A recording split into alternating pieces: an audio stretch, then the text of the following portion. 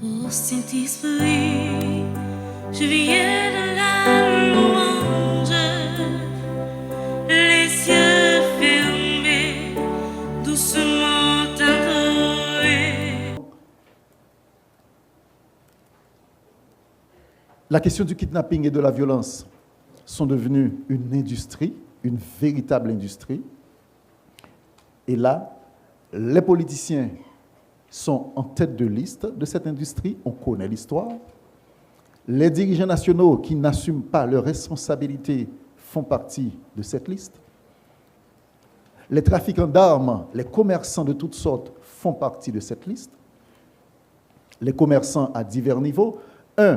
Ceux qui participent dans le trafic des armes d'un côté, mais de l'autre côté, il ne faut pas oublier que nous avons une économie qui repose sur le monopole. Et pour garder le monopole, chaque commerçant, chaque dominant au sein de cette économie, eh bien, a son petit groupe, son petit gang pour défendre son territoire. Pour défendre son territoire, tantôt en faisant violence sur les agents de l'État, tantôt pour les corrompre, tantôt pour échapper aussi à la justice. Donc, voilà comment, en quelques mots, je pourrais dresser le processus par lequel l'insécurité et la violence se sont établies. J'essaye laisse-moi regarder très rapidement les impacts de l'insécurité, de la violence sur la socialisation démocratique, la socialisation post-86. D'abord, l'impact des élections sur une institution extrêmement importante pour l'établissement de la démocratie, à savoir les élections. La première expérience, mauvaise, terrible, c'est l'expérience du 29 novembre 1987, où, principalement à la ruelle Vaillant, les militaires ont réprimé cette élection. Depuis, on dirait que la population vit dans une psychose d'insécurité, principalement lors des élections. On ne peut pas aller voter librement. On a peur. On ne peut pas choisir ses dirigeants librement. Et que dire que lorsqu'on regarde aujourd'hui, la violence est devenue une véritable rationalité pour les candidats, les dirigeants politiques. Aujourd'hui, ce n'est pas l'homme le plus populaire dans une zone qui est élu, mais celui qui parvient à contrôler la violence et à gâcher les élections là où son adversaire est le plus fort. Voilà la stratégie des hommes politiques, voilà la stratégie des dirigeants. Ils ne se soucient pas de proposer à la société des projets qui puissent les convaincre. Ce n'est pas ça leur préoccupation. Ils ne se soucient pas de convaincre la jeunesse, de convaincre les différentes catégories de la société pour se ranger derrière leurs projets. Mais ce qui les intéresse aujourd'hui, la stratégie qu'ils utilisent, c'est d'identifier là où leur adversaire est le plus fort, eh bien, pour gâcher les élections. Tantôt avec l'aide de bandits, tantôt, excusez-moi, avec l'aide de policiers qui se laissent corrompre par moment. Ce n'est pas la police, mais quelques policiers. Donc, ils utilisent différents stratagèmes. Donc, malheureusement, de 1987, l'adoption de la Constitution à nos jours, la violence est devenue un élément extrêmement fondamental qui ne fait que gâcher l'ensemble des processus électoraux que nous avons connus, en sorte que nos dirigeants ne sont pas légitimes. Nos dirigeants ne sont pas ceux que la population véritablement a choisi. Premier facteur en termes d'impact sur la socialisation. Deuxième impact, les institutions nationales tombent carrément en décrépitude. La police. Ces dernières années, on a assisté dans les rues comment cette institution, malheureusement, qui a vu le jour sur les vestiges des forces armées d'Haïti, eh bien, malheureusement, c'est l'une des institutions nationales qui est tombée en décrépitude, qui ne parvient pas à remplir sa mission. Et ce n'est pas que l'institution en soi n'aurait pas pu remplir sa mission. C'est que, encore une fois, les politiciens, certaines fois, avec leurs groupes armés, font la concurrence à cette institution.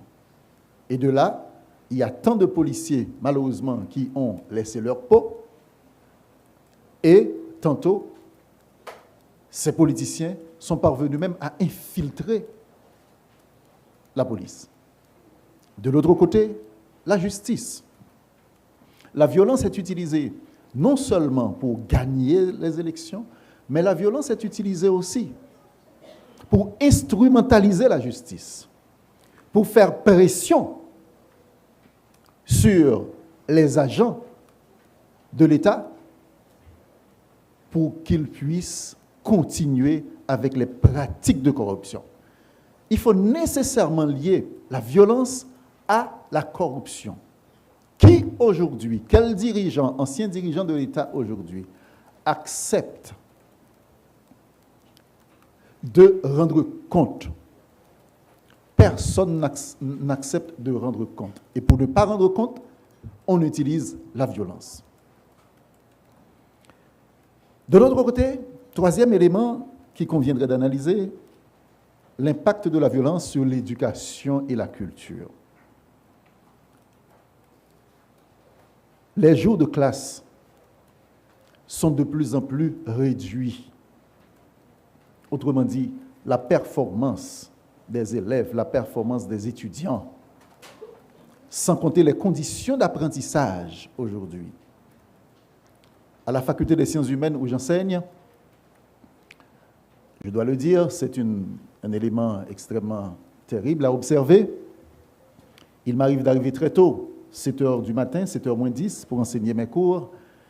Eh bien, certaines fois, je parle sous le contrôle du professeur Vaval, doyen qui est là.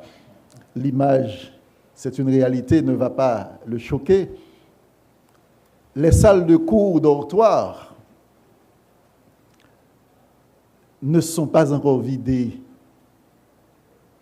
Les salles de classe qui sont transformées en dortoirs parce que justement, il y a des dizaines, des centaines de jeunes qui habitent à Carrefour qui ne peuvent se permettre de faire le va-et-vient tous les jours. Qu'est-ce qu'il faut faire? Ils n'ont pas d'autres endroits où aller.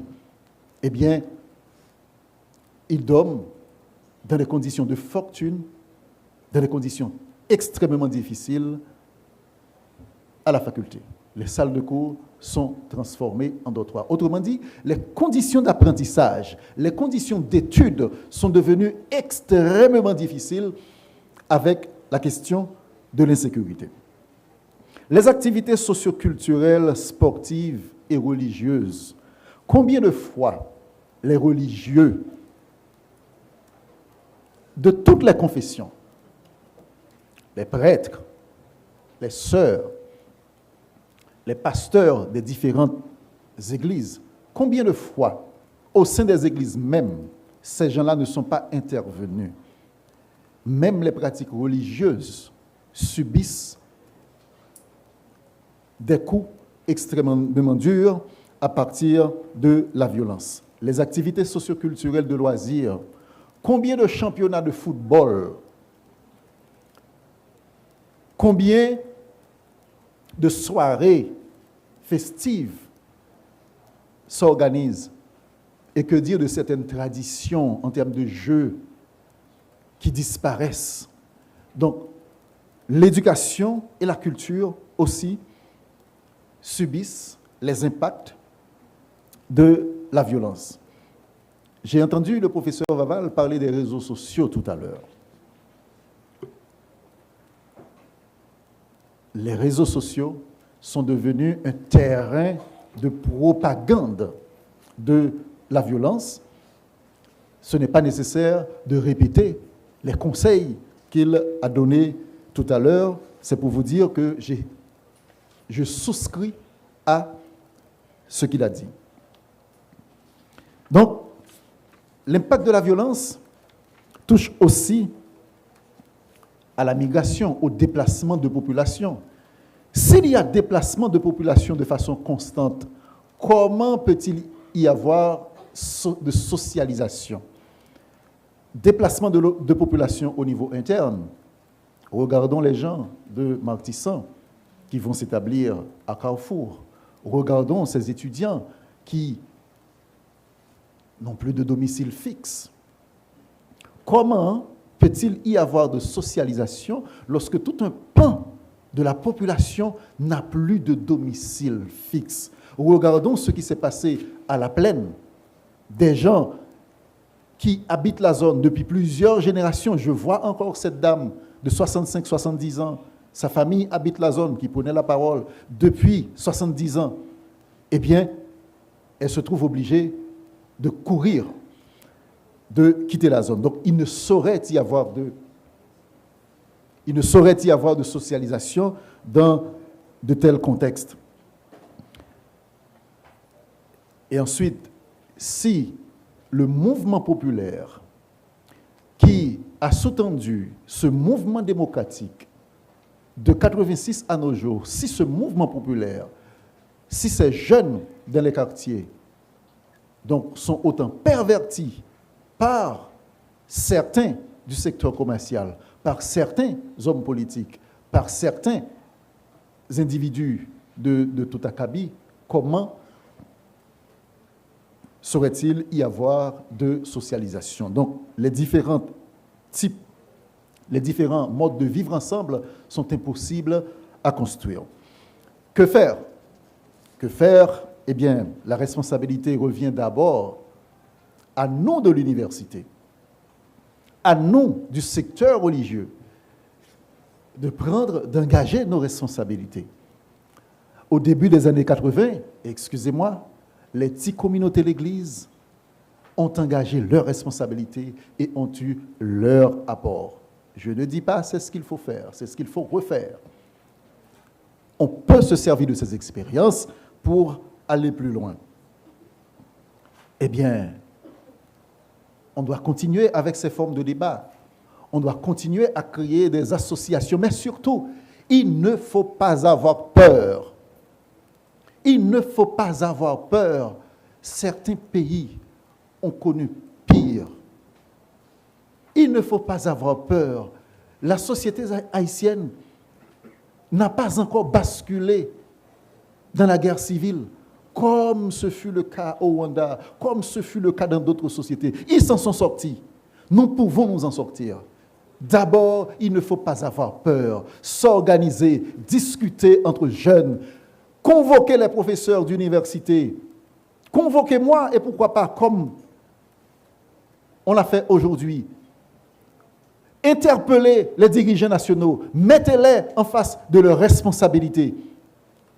Et puis, pourquoi pas de façon pratique, répondre aux questions qui ont été posées tout à l'heure. Je crois que c'est Monseigneur Harris qui a posé ces questions.